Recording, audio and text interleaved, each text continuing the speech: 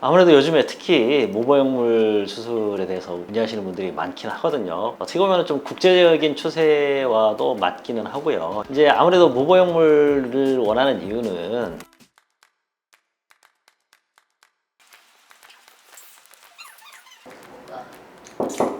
네. 네, 원장님 안녕하세요. 네, 안녕하세요. 혹시 잠깐 네. 인터뷰 좀 가능하실까요?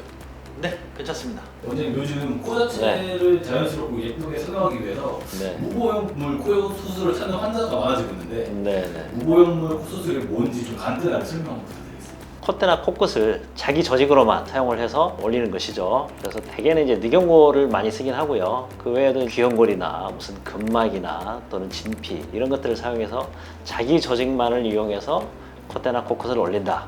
네, 이런 방법이 무보형물 코 수술이라고 할 수가 있습니다. 이런 무보형물 코 수술이 유명해지고 네. 보형물을 넣지 않는 수술들이 많아지고 있는 것 같은데 네. 원장님께서 체감하시는지 네. 궁금한데 어떠세요? 요즘? 아무래도 요즘에 특히 모버역물 수술에 대해서 문의하시는 분들이 많긴 하거든요. 어떻게 보면 좀 국제적인 추세와도 맞기는 하고요. 요즘에 이제 미국이나 유럽에서는 콧대나 코끝을 올리는 데 있어서 이제 늑연골을 많이 쓰고 또 늑연골을 다져서 생체 접착제를 이용해서 다진 연골을 붙여서 삽입하는 형태의 수술을 많이 하거든요. 나온 지 이렇게 오래된 방법은 아닌데 이제는 완전히 일반화돼가지고 미국이나 유럽에서는 그렇게 생각하는 것을 굉장히 당연하게 생각을 하고 있거든요. 그렇지만 이제 우리나라에서는 아직까지 일반화되지는 않았고 아직까지도 이제 실리콘이나 뭐 고어텍스나 인공 보형물을 더 많이 쓰는 게 우리나라의 상황이긴 합니다. 그럼 원장님께서 생각하시는 무보형물 코 수술이 가장 큰 장점은 어떤 거라고 좀 생각하세요?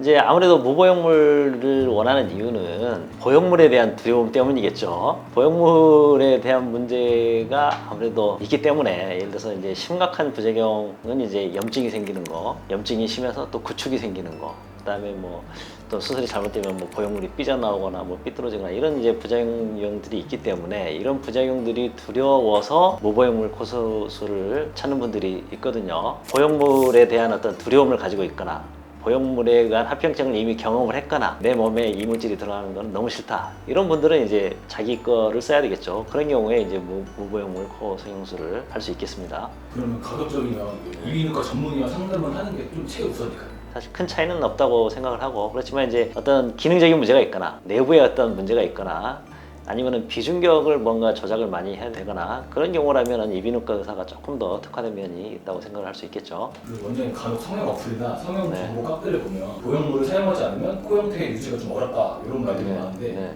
이게 좀 사실인가요? 어떻게 보면은 또 사실이라고 할 수도 있거든요. 왜냐면 이제 실리콘 보형물이라는 거는 모양이 뭐 변하진 않잖아요. 실리콘이 그대로 쭉 유지가 되는 게 이제 보형물의 장점이거든요. 다만 이제 그 주변에 이제 캡슐이 형성이 되고 구축이 약간 올 수 있고 이런 이제 부작용은 있지만 장점은 모양이 그대로 유지된다. 이게 이제 장점이거든요. 근데 이제 자가 조직이라는 거는 이제 어떤 다른 부위에서 채취를 해서 코로 가져오는 거잖아요. 그래서 채취를 하는 과정에서 이제 아무래도 혈관 공급이 끊어지게 되고 끊어진 상태로 다른 부위 즉 코로 옮겨져서 이렇게 이제 삽입이 되게 되는데 이식이 되게 되는데 혈관 공급이 끊어진 상태가 조금 유지가 되다 보면 아무래도 흡수가 좀 생기겠죠. 가장 흡수율이 적은 것은 연골이긴 한데요. 자가연골. 근데 연골 중에서도 늑연골은 좀 흡수가 많은 편이고요. 그리고 비중격 연골도 약간은 흡수가 될 수 있다. 그렇지만 연골 중에서 가장 흡수가 적은 것은 귀연골이다. 네, 또 그렇게 얘기를 드릴 수가 있겠네요. 그래서 처음 질문하셨던 것처럼 이제 자가 조직은 장점은 이제 자기 거다. 그다음에 심각한 부작용이 적다. 이런 장점이 있는 반면에 단점이라고 하면은 약간의 흡수가 생길 수 있다. 그렇기 때문에 조금 낮아지거나 약간의 울퉁불퉁함이 생길 수도 있다. 그런 것을 인지하시고 수술을 받으시는 게 좋을 것 같습니다. 무보형물 코 성형 수술도 굉장히 오랫동안 발전되어 온 방법이고 사실상 이제 미국이나 유럽에서는 굉장히 보편화된 방법이기 때문에 안전한 방법이라고 생각하시고 수술 받으시면 되겠고요. 코젤코도 물론 당연히 무보형물 코 수술의 한 방법이고요. 그래서 무보형물 코 수술도 여러 가지가 있고 또 다양한 옵션이 있기 때문에 어떤 것이 본인한테 가장 적합할지는 병원에 와서 상담을 한번 받아보시는 게 좋을 것 같긴 합니다. 자연스러운 아름다움을 추구하는 비앤형 김상훈 원장이었습니다. 감사합니다.